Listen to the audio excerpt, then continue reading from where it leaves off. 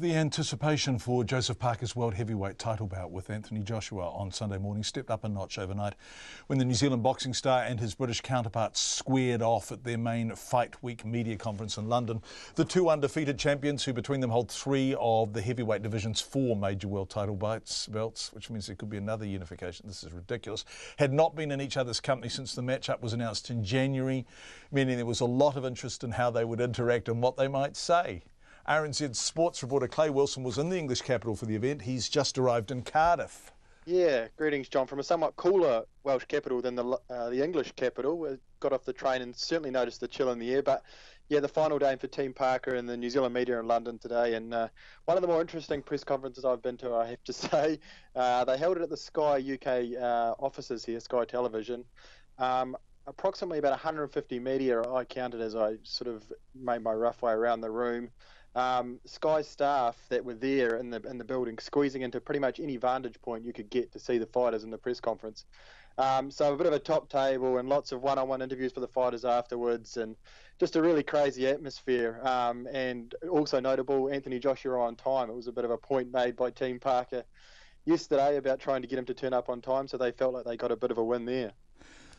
What's extraordinary from what limited footage I've seen of it is that it is surreal. I mean, it's slightly nutty. But the boxers themselves, and let's focus on Joseph Parker here because he's the Kiwi/Samoan, looked kind of serene, as if this is just an everyday thing almost. Yeah, it's something that a lot of people have been noticing and commenting on it in terms of Joseph, just how relaxed he's been. And that was no different today. Despite that atmosphere, he just seemed very calm. He looked very dapper, I must say, as he has done all week. Some new glasses on, just soaking it all in. Gave another very good account of himself in front of hordes of media and of course thousands, hundreds of thousands, I would presume, watching around the world. I'm looking forward to putting on the best display on March 31. I'm looking forward to putting on the best Joseph Parker there is. I feel ready, I feel confident, I feel sharp. My movement is better than ever. Now I'm taking those belts back to New Zealand and Samoa. I'm dangerous because I'm confident and because I'm calm and I'm relaxed. I mean, I think personally that an angry fighter is a fighter who doesn't really think properly of what they're going to do. So if he's angry, it might work for him, it might not work for him. But I'm never angry and I'm always relaxed and calm. So I think that's the best way of approaching a fight. And I feel it's worked for me for the past 24, and I'm sure it'll work for me for this one.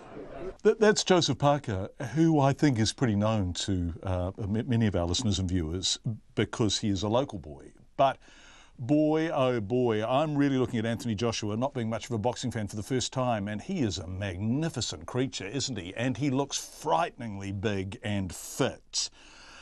Tell me about his mood. How confident is he and his camp, Clay? Yeah, very, with good reason, I must say. And it's the first time you mentioned his physical prowess. It's the first time I've been up close today, and I can attest that it's just as impressive in person, perhaps more so than it is from far away. But he was equally relaxed and confident. There's been a lot spoken about, especially from the Parker camp, about the fact he may be a bit ruffled, but he seemed pretty relaxed and gave a lot of one-on-one interviews afterwards as well.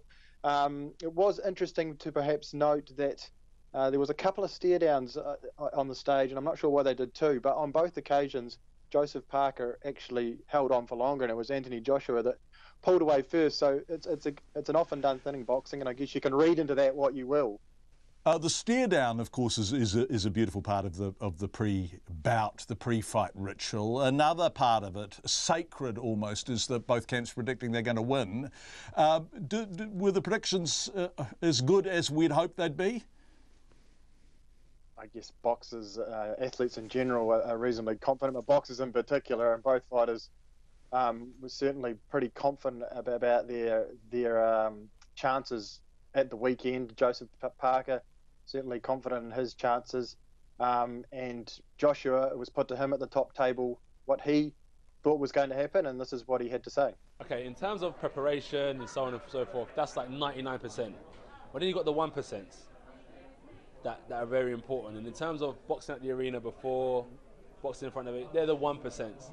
But in terms of like the occasion it is, when you're matched with someone in terms of ability, those small adjustments make a big difference. Like, it's like a race. Milliseconds is the difference between gold and silver. So these little things I think will play in my favour for sure. It doesn't mean I'm going to win and it's going to be easy, but I think it does play in my favour. And Parker can only prepare for it the best way possible because he hasn't experienced it. I'm definitely preparing for a 12-round fight, 110%, which isn't a problem to go the distance. But let's say I got 20 quid in my pocket and I'm looking at Joseph Parker and Anthony Joshua. I believe Anthony Joshua, myself, will knock Joseph Parker out for sure. Boy, the fight is approaching, and it's really not possible to overstate, I don't think, Clay, although you're there, so disabuse me of this notion, the extent to which Joshua is the favourite, the local boy. They love him there, and the question is not whether he's going to win it, but really when he's going to win it. What do you think of all of this? Yeah, they're certainly still confident, but I would say there is a sense among some coming around that this is not so much of a foregone conclusion as perhaps they might have thought. Joseph Parker's obviously been very confident and looking very good, lean and sleek. So that's maybe got them thinking. Actually, I've been speaking to several members of the British media who are giving Joseph Parker a lot more of a chance than the bookies certainly are. Joshua himself actually today and yesterday speaking about the possibility of losing, and it's not something we've heard a lot out of him. So I think, yeah, it all creates interest, I guess, but I mean, nothing really matters. Once they step inside the ring, the talking's done. So just a few more days to wait and we'll see what happens. That's our sports reporter, Clay Wilson.